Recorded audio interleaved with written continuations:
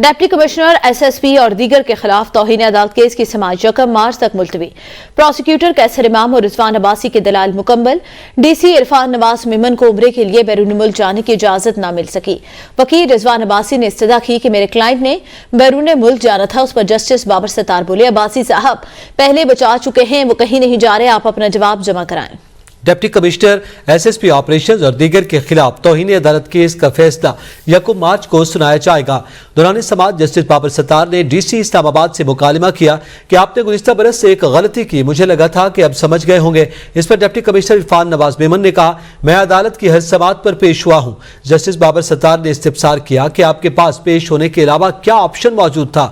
میں آپ کو شو کا نوٹس جاری کروں گا، اس کا جواب دیں۔ آپ نے 970 دنوں کی نظر بندی کے 67 MP آرڈر جاری کیے، کیا ان کی فیملیز نہیں تھی؟ انہوں نے عمرے پر نہیں جانا تھا؟ یہ آپ کا بہت سٹوپڈ ایکشن تھا اور آپ اس کے نتائج بھگتیں گے۔ ڈپٹی کمشنر کے وکیل نے کہا کہ ہماری استدعا ہے کہ کیس دوسرے بینچ کو منتقل کیا جائے۔